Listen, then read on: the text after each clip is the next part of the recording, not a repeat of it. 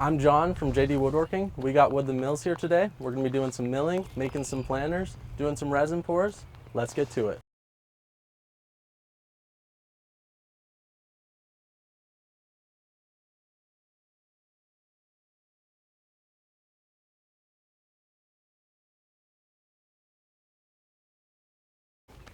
When I first got the mill, I had it on some 6x6s right here. This driveway only went to about that tree, and then quickly realized that I needed a bit longer of a driveway to store some wood, store some logs, that sort of thing. And eventually got the trailer. So I've done quite a few mill jobs with that. My biggest one, I did like 70 logs for a local contractor that builds like luxury houses around here. So that took probably 2 weeks to do, but it was a lot of fun. And yeah, no, it's been awesome to have. I absolutely love the thing, and it cuts down on my own lumber costs, right? So that's the nice thing about it. But yeah, I'll take you on into the shop and take a look in there. Beauty.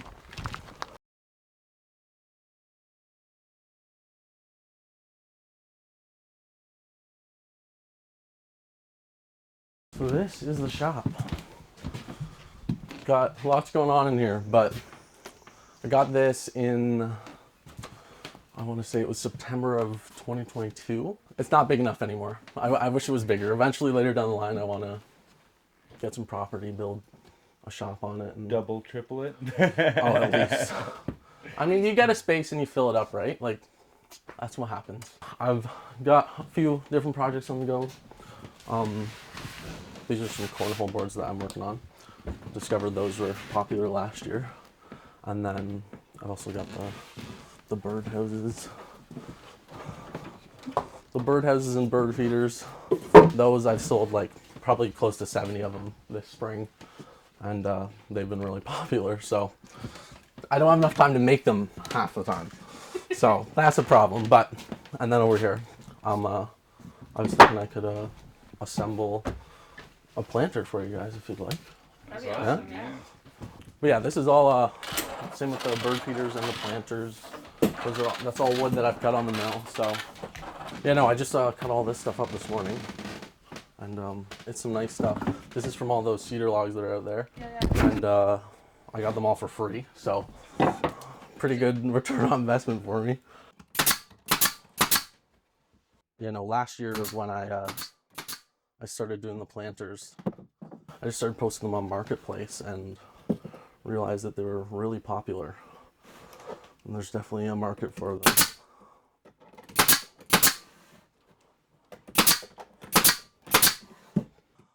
I think I made one for my mom, and she brought up the idea to start selling them.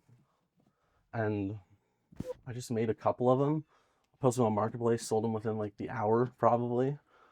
So I probably had like maybe close to 30 or 40 messages from other people looking for them.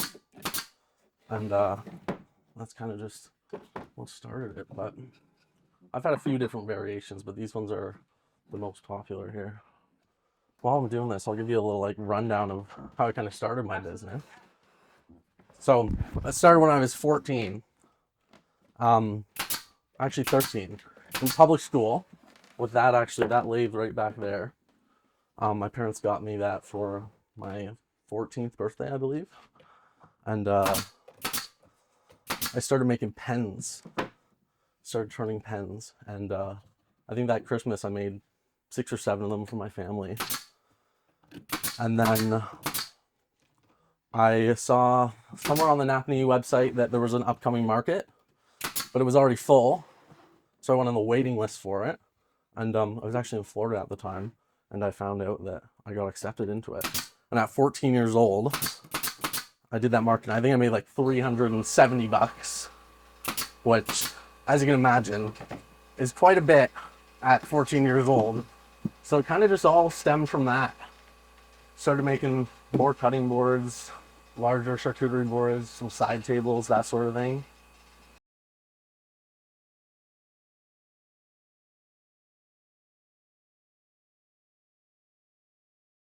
And that's when the custom orders started coming in.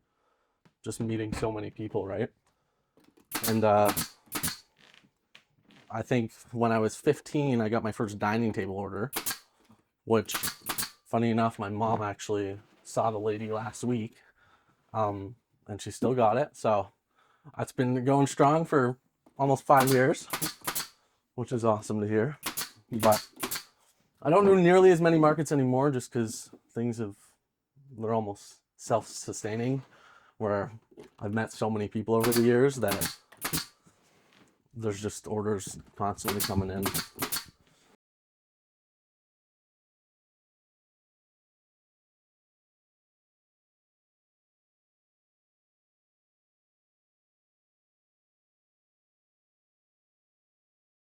What would you say is your most sold product? Depends on the time of the year, but probably right now would be the birdhouses and the planters. I mean, closer to Christmas, that's when you get into like the charcuterie boards and all that sort of stuff. But I mean, it doesn't take me long to make these, so I can just whip them up and get them done real quick, right? Here I've got the charcuterie board that I'm working on. This is a custom one, and I would gladly do a pour for you guys here. Yeah, I think it's for someone's wedding coming up, if I'm not mistaken. But it's getting some pink and gold in there. These get to more popular around this time of year, weddings all happening, right? Because I like teaching myself how to do things. Like I'm almost completely self-taught. Like I watch YouTube videos, and my dad, he's a pretty handy guy. Like when I was younger and we built our deck together. He taught me how to use a drill, and I think in grade 6 we had like a passion project, and I made an Adirondack chair out of pallets. So I've just always had an interest in woodworking, and I never expected it to go this far, but I'm glad it did.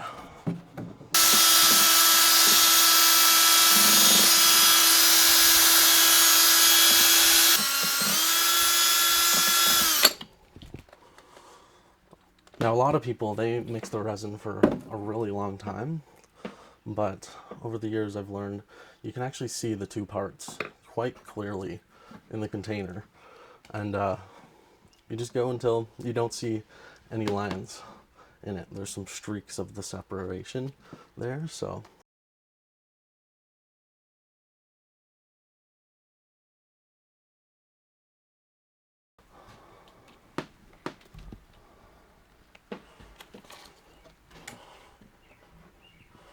Yeah, so this is a custom piece. The client requested a like baby pink with some gold in it. So I'm gonna do a solid base of pink, and then I'm gonna use some other epoxy here and do like a really rich gold and kind of like make it look like a marble effect sort of thing.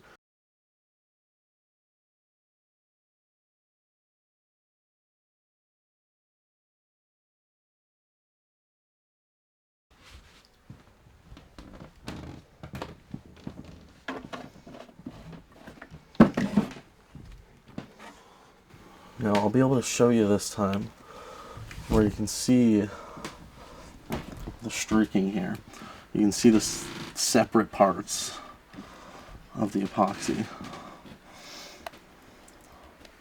And I basically just go until I don't see any of those kind of like lines of like what I said looks like hair almost.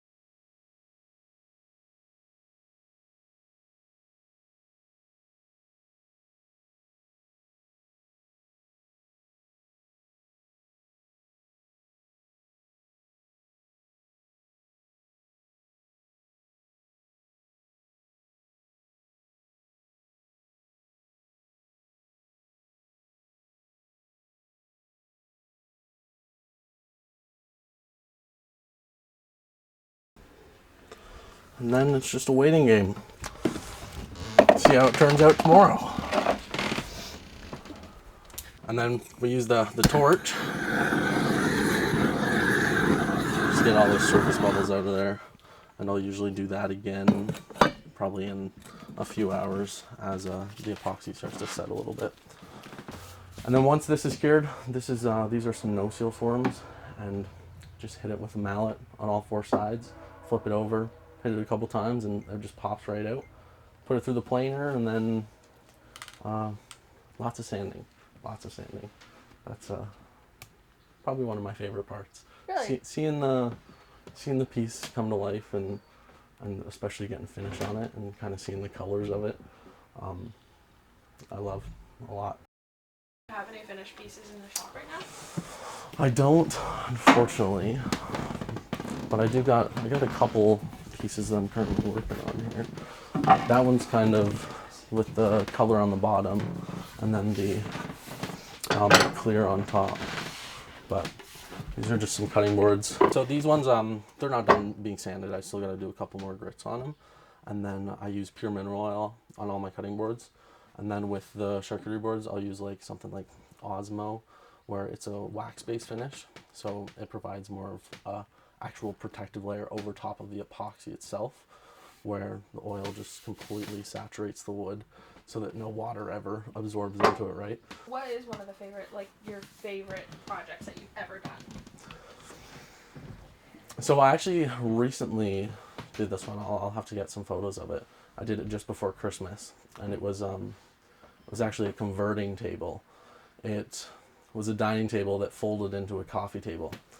So it had kind of some angled legs. It basically was three pieces. You had the center, which was about 39 inches square. Then it had 20-inch leaves on either side, and those were hinged. So it essentially went from a 28-inch tall table. You fold the wings down, and it goes into a 20-inch tall table. So yeah, it was really challenging to do, but it just turned out incredible. Yeah, I usually mill with the intent of, in a couple of years, once it's dry, I can show my clients some possible options for different pieces. I just did a railroad coffee table. It was actually really similar to this piece. It was black walnut though, and they gave me creative freedom. It had the purple, blue, and pink in it, and it was some lumber I milled probably a year and 8 months ago, and just had air drying out back, and it worked perfectly and turned out beautiful. So yeah.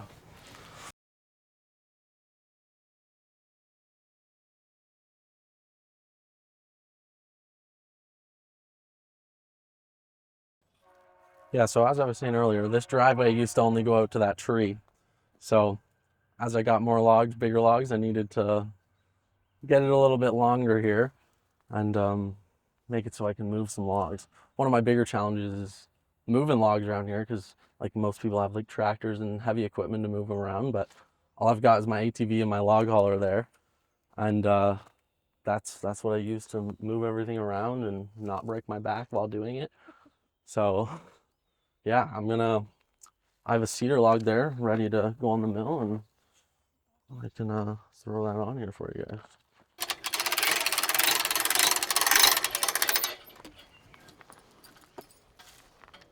Yeah, this was a lot of very useful when I got it, because before I was just solely lifting logs, rolling them around, and it was not easy.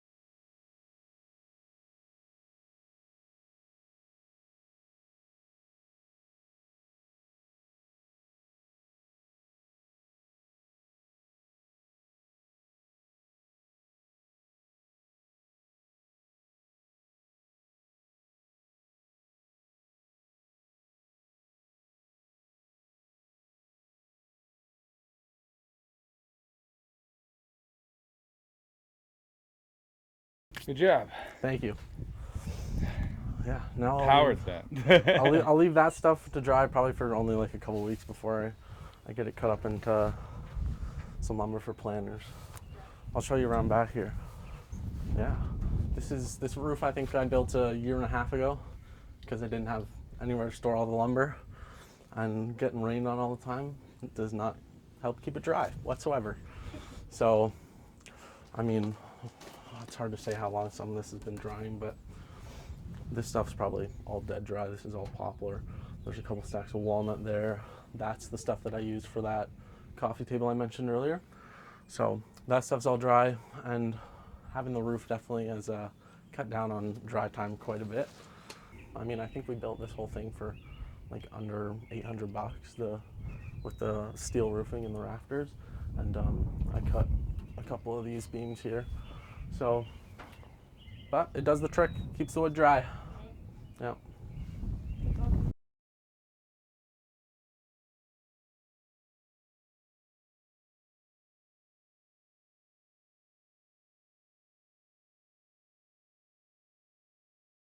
I started with TikTok.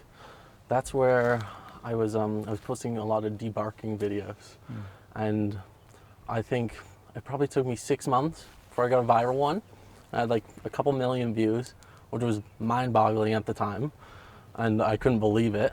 And I think I gained like a few thousand followers from that, which was pretty neat.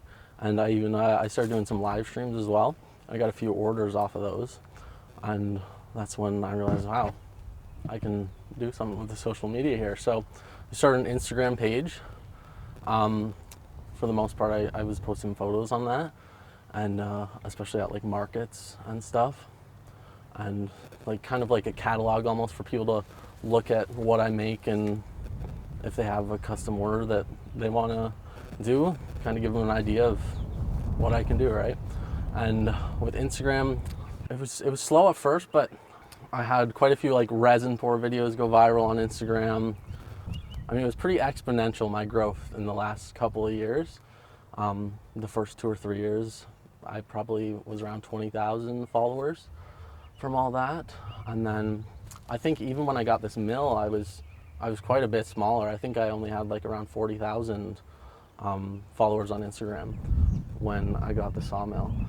And the sawmill videos, those are what really started blowing up my page on Instagram. And once I think I hit 100,000 followers on Instagram in I want to say September 2023, and that was just like I didn't even know what to say, right? Not long after that, that's when I was like, I should try YouTube. I should give it a shot, because in Canada, TikTok doesn't pay you, Instagram doesn't pay you. The only thing you really get is like brand deals, which can be challenging. And I think it probably took about 6 months to get monetized on YouTube. I think I had like almost 10,000 subscribers before I got monetized, but it was a Woodland Mills video that made me blow up. I think you had to get 10 million shorts views to get monetized and 1,000 subscribers. So that was definitely a challenge, but I think now on my one Woodland Mills video has like 109 million views or something like that, which is just, you can't comprehend it. It's absolutely crazy. And I think now I've got like 340 million views or something like that on my entire YouTube channel, like 750,000 people. I mean, it's definitely been a journey, and I never ever expected to even have any social media presence whatsoever. But now that I'm doing it, I can't stop, right? So yeah. Like I said, August or September of 2023 that I hit 100,000 subscribers on YouTube. And I mean, this is a pretty cool plaque to get for 100,000 subscribers. I'm excited for the gold one when that comes around, right?